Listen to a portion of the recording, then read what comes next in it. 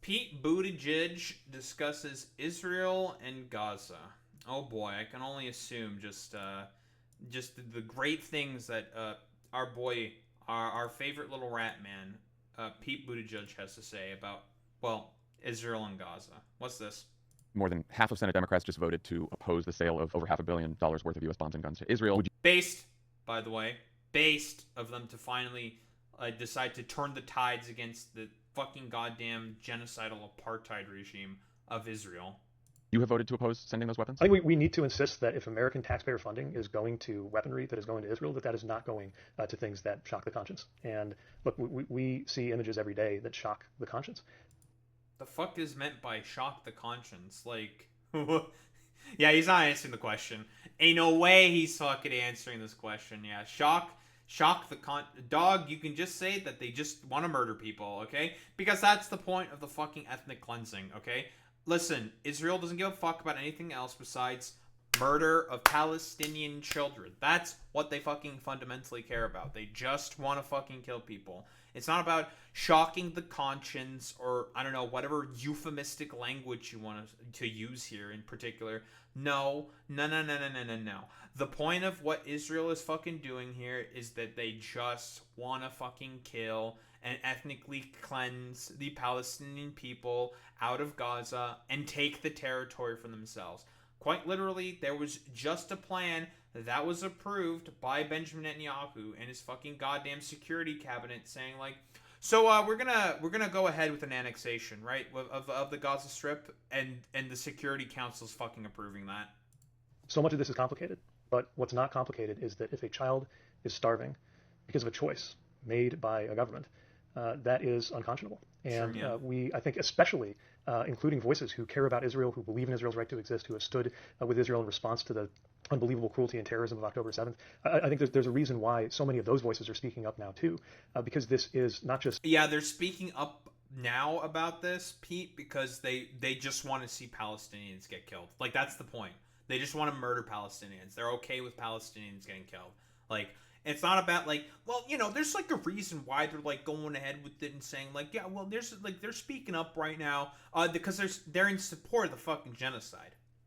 That's the point. It's not because of, like, oh, yeah, well, you know, they're just saying that they're just, like, in support of, like, this particular thing, talking about, like, different things, saying, like, oh, well, it's good because of this thing, but no. Don't fucking, listen, that's a bunch of whiff-waffly fucking bullshit.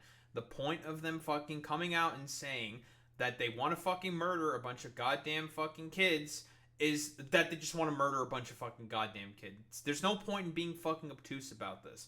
I don't know why he's being fucking obtuse about this. Again, Democratic support for Israel is in the absolute fucking tank. Same with just general fucking support for Israel. In the absolute fucking tank. The only people who fucking still support Israel at this point are Republicans. That's it. Those are the only people that are okay with, well, what's going on in Palestine right now. It's just Republicans. But then again, this is perfectly in line for what the Democratic Party wants to do, basically. They want to try to appeal to fucking suburbanites. Again, when it's just not gonna fucking work. I don't know why. They just have this particular, I don't know, like autistic fixation at this point for wanting to just appeal so much to fucking suburbanite Republicans who don't like them and will never fucking vote for them. It's fucking stupid.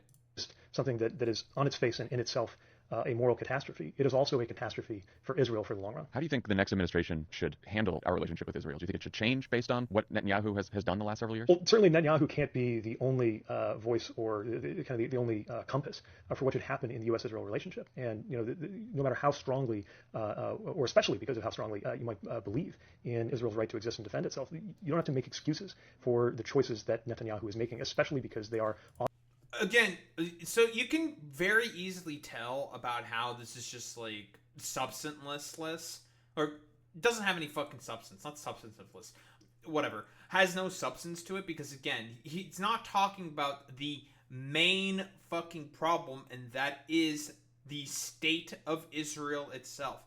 It has been a fucking issue since the Balfour fucking Declaration.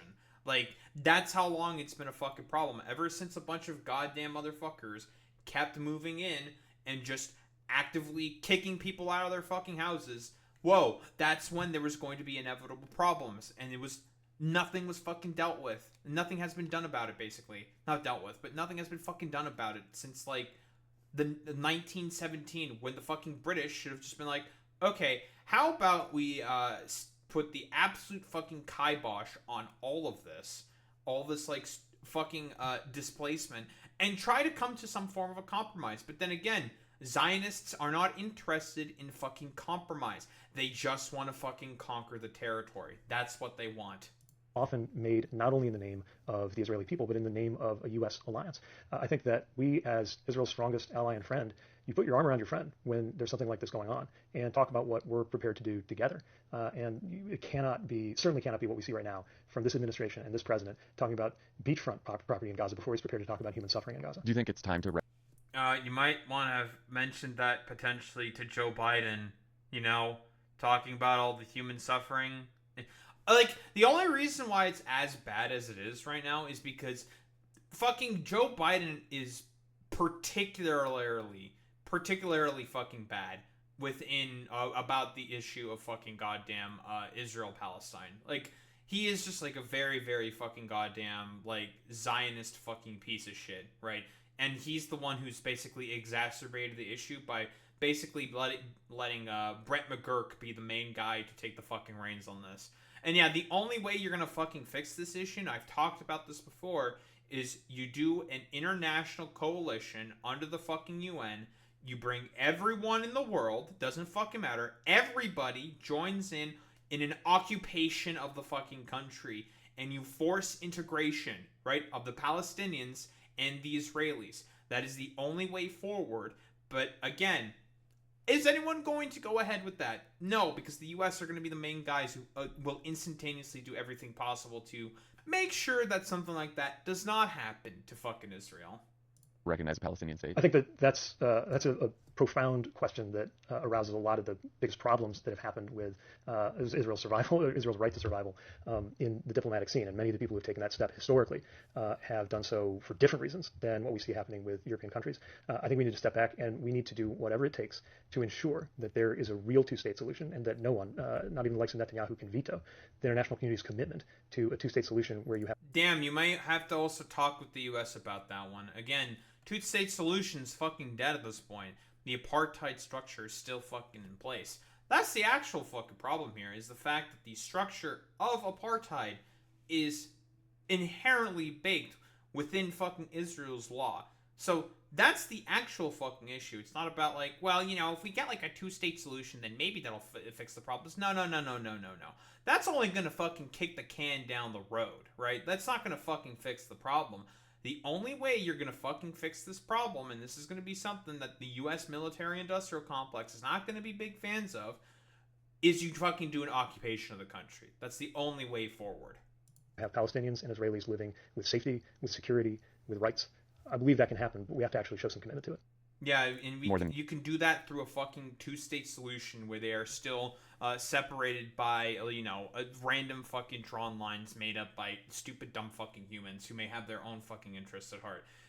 It's ridiculous and fucking stupid. The only way forward that you're going to actually see peace is by having a UN-led international fucking coalition going into the fucking region and occupying the country for at least 2 generations.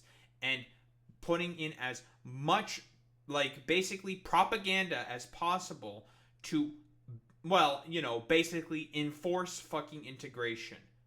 And then eventually, it'll play out normally after those 2 generations have more than likely passed. That is what you have to fucking do.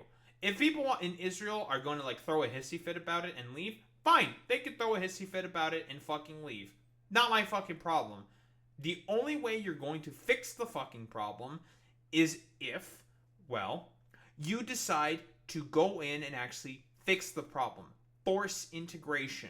That is the only way. Like I've said before, the Palestinians and the fucking Jewish people that have lived in the region of Palestine for thousands of years have had no problems living with one another. Have they had fucking tensions before? Yes. but not like tensions like this where it's all about the fucking ethnic cleansing. The only thing that decided to fucking change all of this was when the British and the French came in and occupied after World War One. That was what caused the fucking change. Not because of like any particular person or rhyme or fucking reason. No. That's a bunch of fucking malarkey. Okay, that's a bunch of hooey. That's a bunch of fucking bullshit. The problem is that fucking anti-Semitism was imported in because of fucking European countries. That is the actual fucking problem. But, you know, a lot of these motherfuckers would prefer to fucking ignore that history because, you know, I guess that's going to be too much of a difficult conversation for a lot of people like, I don't know, Pete Buttigieg to fundamentally fucking engage with. I don't think there's really much else to say besides the solution is not going to fucking happen unless you force both Israelis and Palestinians to integrate with one another. That's the only way forward. If the U.S. could do it in the 50s, so can the Israelis and the fucking Palestinians. And as for all this fucking bullshit about like, oh, there's been like thousands of years of tension. Now, that's a bunch of bullshit and ahistorical fucking nonsense. Fuck out of here with that bullshit. You have no fucking idea what you're talking about. I definitely know better than you. Shut the fuck up. Fucking reintegrate. Cope, seethe, and mauled if you want to actually see a real solution to the fucking problem.